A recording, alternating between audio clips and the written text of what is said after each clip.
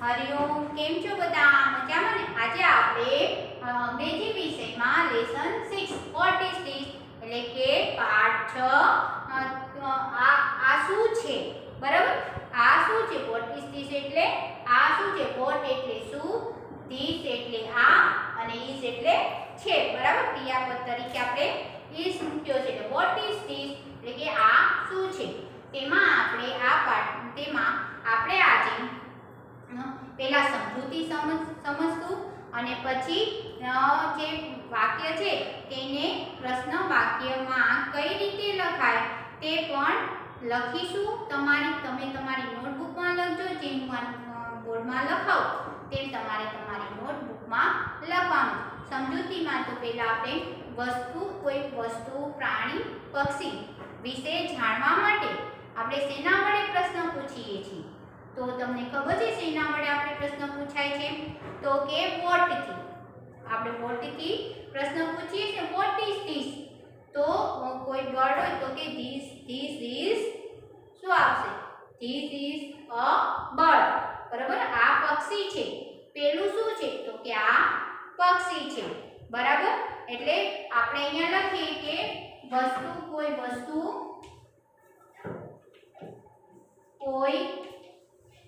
વસ્તુ પ્રાણી કે પક્ષી વિશે જાણવા માટે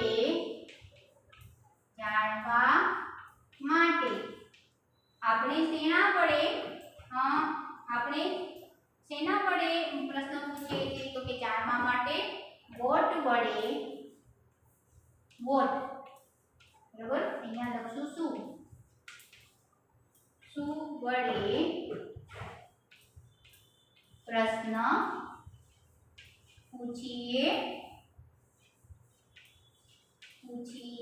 છીએ. બરાબર, પ્રશ્ન પૂછીએ છીએ.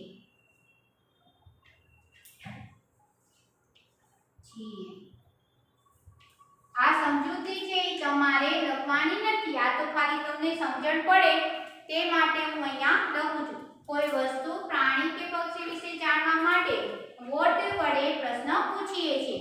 બરાબર, આ વોટ સાથે શું વપરાય છે? બરાબર, તો વોટ સાથે ધીસ અથવા ધેટ નો ઉપયોગ થાય છે. આપણે અહીંયા છે ને વોટ ઇઝ ધીસ, તો વોટ સાથે શેનો ઉપયોગ થાય છે? ધીસ અથવા ધેટ નો. અહીંયા લખશું વોટ સાથે ધીસ અથવા ધેટ નો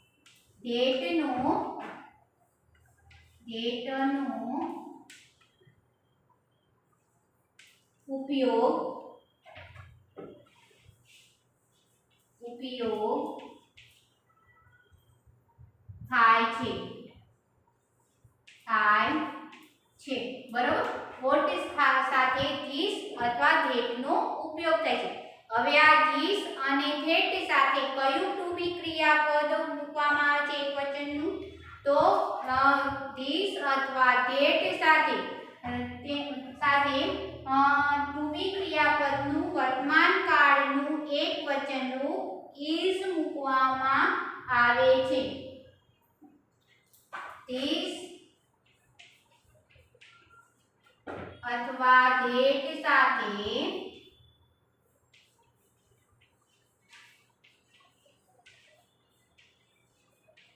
ટુ બી ક્રિયાપદનું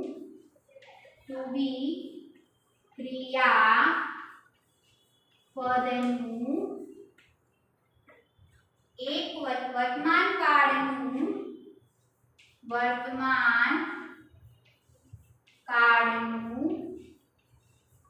એકવચનનું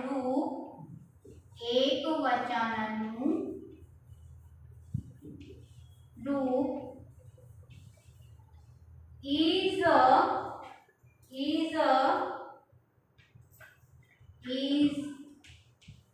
આવે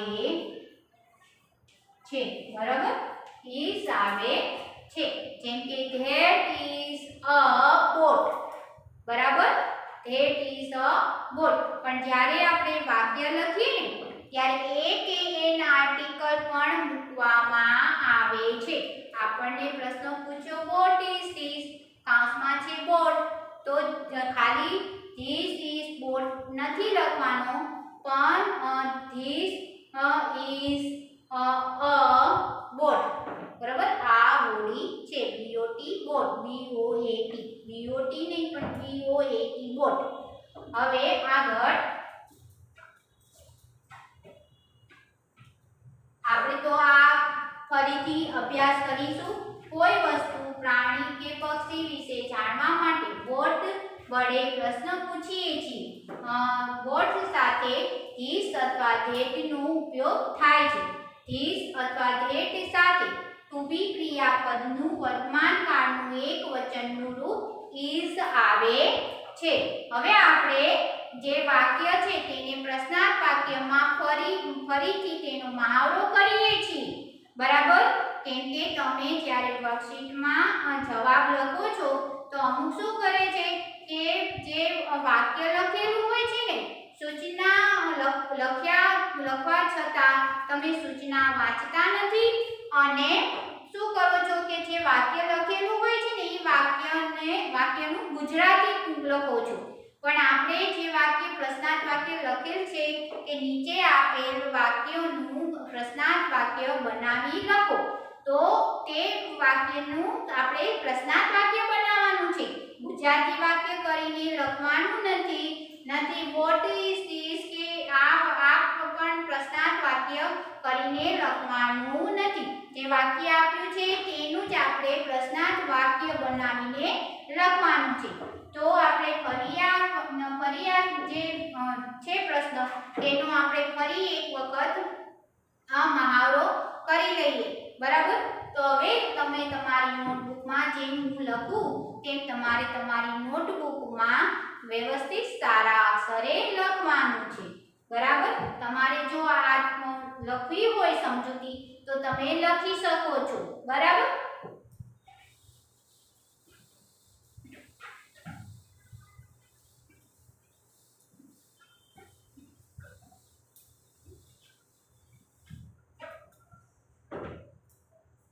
નીચે આપેલ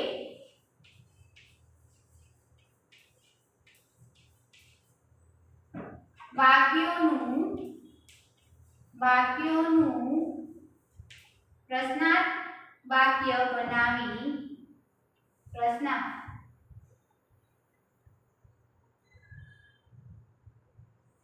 પ્રશ્નાર્થ વાક્ય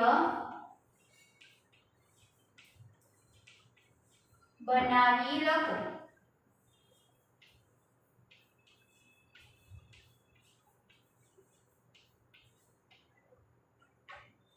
નીચે આપેલ વાક્યનું પ્રશ્નાર્થ વાક્ય બનાવી નીચે આપેલ વાક્યના પ્રશ્નાર્થ આપણે ના લખીશું. નીચે આપેલ વાક્યોના પ્રશ્નાર્થ વાક્ય બનાવીને લખો, બરાબર. એક, this is a papaya.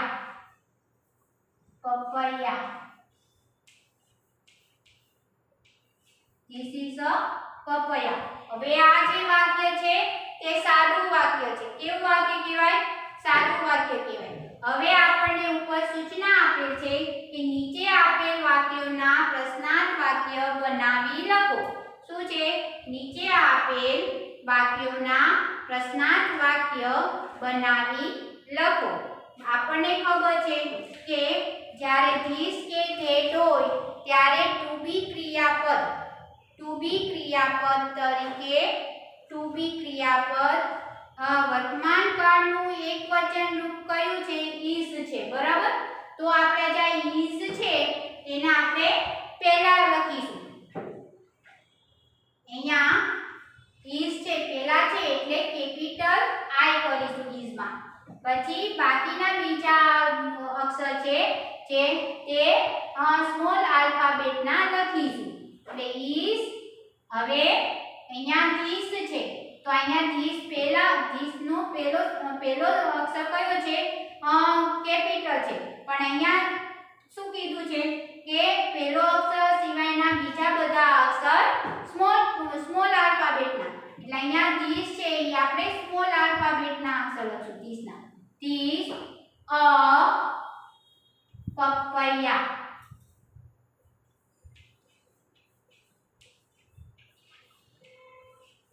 હવે તમે અહીંયા તો જે સાદું વાક્ય છે એટલે તમે અહીંયા પૂર્ણ વિરામ કર્યું આપણે પ્રશ્નાર્થ વાક્ય બનાવવું છે એટલે અહીંયા આપણે કરીશું પ્રશ્નાર્થ ચિહ્ન કયું ચિહ્ન કરીશું પ્રશ્નાર્થ ચિહ્ન એ જ રીતના બીજું that is a sheep that is a sheep तो શું આવશે is that a sheep is that a sheep પછી પ્રશ્નાર્થ વાક્ય છે એટલે પ્રશ્નાર્થ ચિહ્ન કરીશું બરાબર પ્રશ્નાર્થ વાક્ય લખતી વખતે જ્યારે વાક્ય પૂરું થઈ જાય ને એટલે આ રીતે પ્રશ્નાર્થ ચિહ્ન કરવાનું છે વાક્યના અંતે બરાબર તે ભૂલવાનું નથી હવે ત્રીજું વાક્ય છે આ જે પ્રશ્નનું પુનરાવર્તન કરવાનું કારણ જ છે કે તમે વારંવાર આ પ્રશ્નમાં ભૂલ કરો છો એટલે તમારે ભૂલ થાય નહીં ને પુનરાવર્તન આપણે કરી લઈએ તો આપણે ભૂલ નહીં થાય ને સમજશું તો નહીં થાય બરાબર હવે ત્રીજું વાક્ય This is a bird. This is a bird. આ લખીશું તો પેલું પક્ષી છે એમની આ પક્ષી છે એમ લખીશું તો આપણે બર્ડના જગ્યાએ આપણે શું લેશું તો કે આપણે લેશું કે ચીલી શું લેશું this is a chilli chilli બરાબર ધીસ ઇઝ અ ચીલી એટલે કે આ મરચું છે તો હવે તેનું શું કરીશું તો is this a chili chilli બરાબર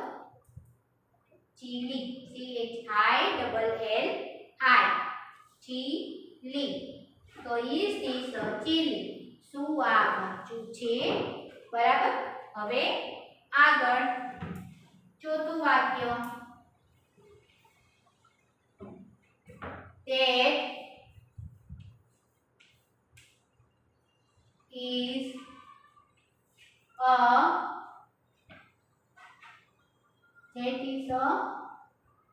boat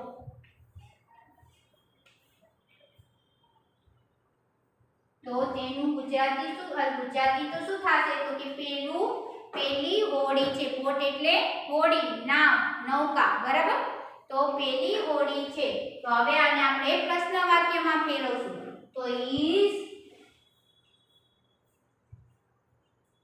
that a boat પ્રશ્નાર્થ ચિહ્ન હવે પાંચમું વાક્ય this is a tree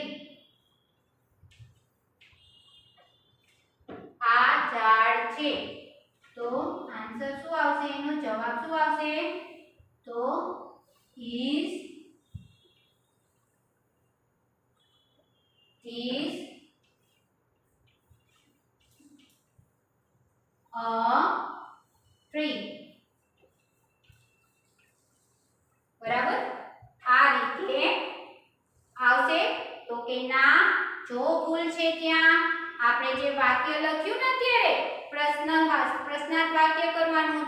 અને આપણે અહીંયા જો પ્રશ્ન વાક્ય બનાવી તો નાખ્યું પણ ચિહ્ન કયું કર્યું પૂર્ણ વિરામ એટલે વાક્ય આપણું કેવું પડશે ખોટું એટલે જ્યારે પ્રશ્નાર્થ વાક્ય લખો ને ત્યારે પ્રશ્નના અંતે પ્રશ્નાર્થ ચિહ્ન કરવાનું ભૂલવાનું નહીં બરાબર ફરી એકવાર આપણે આનો મહાવરો કરી જઈએ કે જો આપણને સૂચના એમ લખેલ છે કે નીચે આપેલ વાક્યોના પ્રશ્નાર્થ વાક્ય બનાવી લખો પહેલું વાક્ય છે ધીસ ઇઝ અ પપૈયા તો તેમાં શું કરવાનું છે કે પેલા ઈ શબ્દ લેવાનો પછી ધીસ લેવાનું પછી આર્ટિકલ એ અથવા એનું તો એ અને પછી જે શબ્દ સ્પેલિંગ આપ્યો હોય તે સ્પેલિંગ લખવાનું એટલે કે શબ્દ લખવાનો તો ઇઝ ધીસ અ પપૈયા પ્રશ્નાર્થ ચિહ્ન પછી બીજું વાક્ય છે ધેટ ઇઝ અ શીપ તો ઇઝ ધેટ અ શીપ ત્રીજું વાક્ય છે ધીસ ઇઝ અ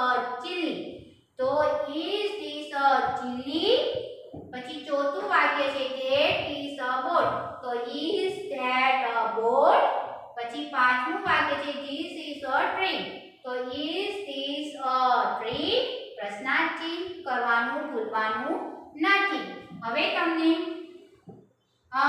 સૂચના લખે છે કે નીચે કોષમાં આપેલ શબ્દનો ઉપયોગ કરી પ્રશ્નોના ઉત્તર યસ અથવા નો માં લખો તો તમે ઘણા શું કરે છે ખબર છે વર્કશીટમાં યસ અને નો લખી નાખે છે લ્યો તો એમ જવાબ લખાય જવાબ પૂરા વાક્યમાં હોય છે તો કેવી રીતે લખવાનું છે કે તમને આવી રીતે આપેલ હોય છે ચિત્ર હોય તો ચિત્ર જોઈને પણ પ્રશ્નના ઉત્તર યસ અથવા નો માં લખો તો પણ એવી રીતના કરે છે અત્યારે આપણે લખીશું નીચે કૌંસમાં આપેલ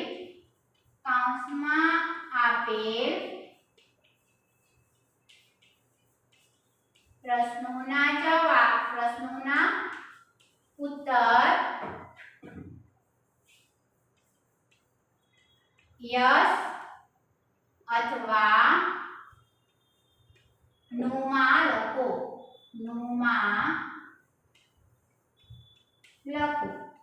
બરાબર હવે આમાં પણ કેવું કરો છો તમે બધા કે માનો તમારે આ નોટબુકમાં લખવાનું છે આ બધું તેમાં તમારે આમાં પણ પહેલા તમારી નોટબુકમાં સૂચના લખજો એમાં આપેલું છે કે is this an onion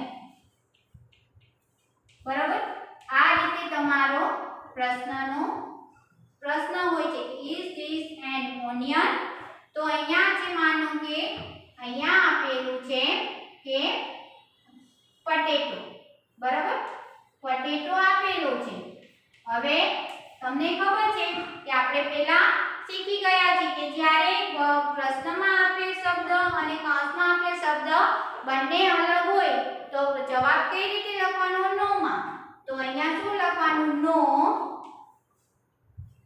ઘણા તો ખાલી આ નો કરીને પૂરું કરી નાખે છે બરાબર આ નો કરીને આપણો જવાબ પૂરો થતો નથી નો it is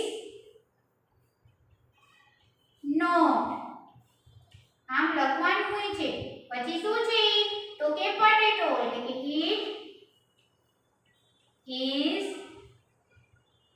it is a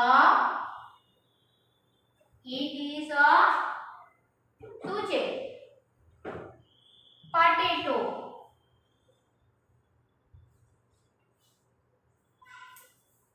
શું છે it is a potato બરાબર આ રીતે જવાબ લખવાના છે તમારી વર્કશીટમાં ને માં પછી બીજું છે is that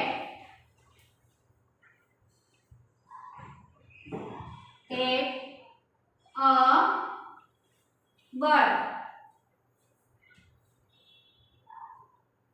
બરાબર આ રીતે છે is that a bird હવે અહીંયા પણ તમારે કૌંસમાં બર્ડ જ આપેલું છે તો આ જે તમારો પ્રશ્નમાં જે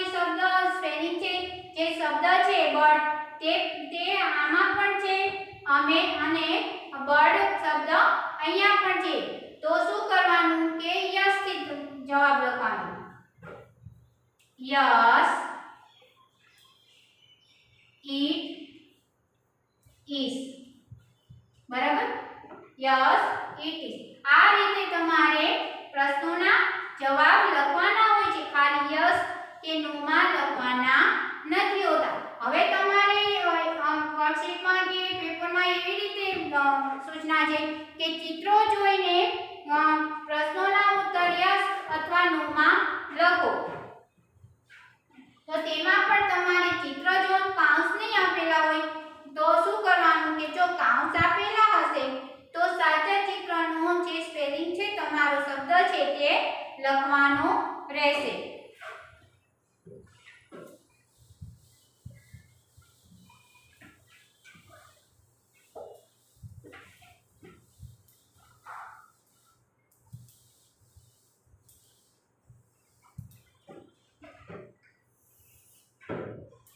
ચિત્રો જોઈ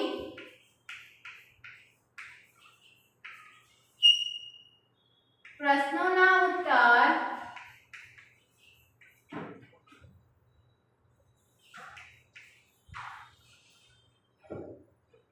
યસ અથવા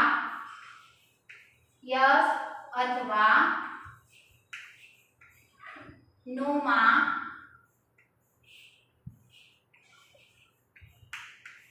લખો. બરાબર, અહીંયા છે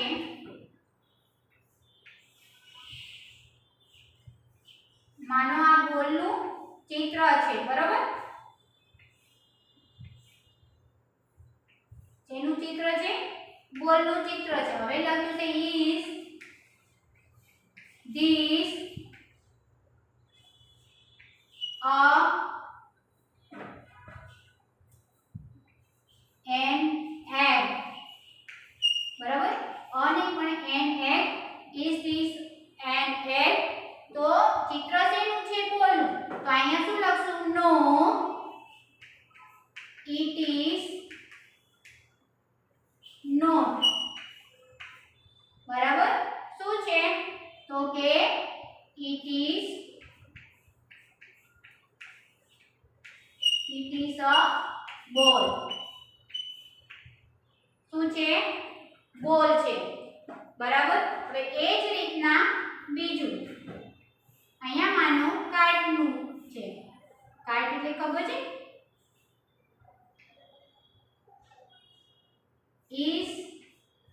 is a that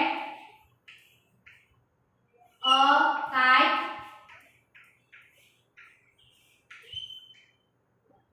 તો શું જવાબ આવશે yes it is. Yes it is. બરાબર, હવે આ રીતે હોય કે અહીંયા બોલનું ચિત્ર હોય પણ અહીંયા એક આવી રીતે પ્રશ્ન પૂછેલો હોય. હવે કાઉન્સમાં એમ હોય કે બોલ અને બેટ. બરાબર, આ રીતે હોય બોલ અને બેટ. તો અહીંયા પણ શું આવશે કે નો it is not. તો ચિત્ર જોઈને આપણે લખીએ કે નહીં કે it is a ball. બરાબર, હવે અમુક ગુજરાતી ભાષાંતર છે તે આપણે તેનો મારો એકવાર કરી જઈએ.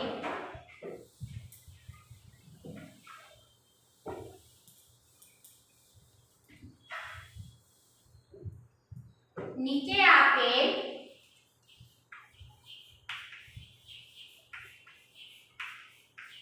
અંગ્રેજી વાક્યોનું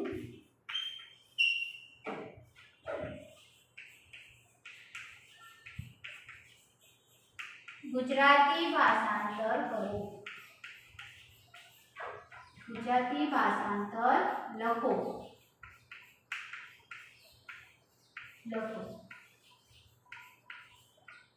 બરાબર, હવે પહેલું છે what is this?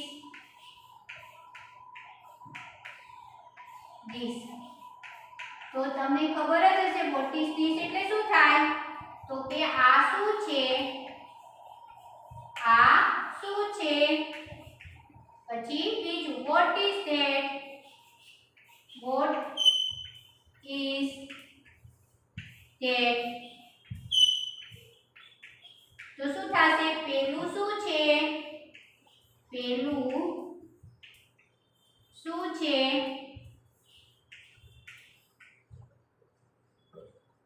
બરાબર. પછી છે ત્રીજું વાક્ય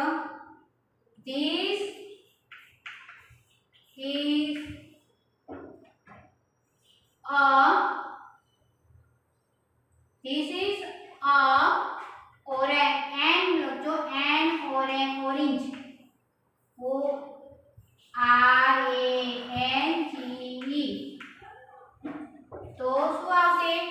આ નારંગી છે. ચોથું છે that is a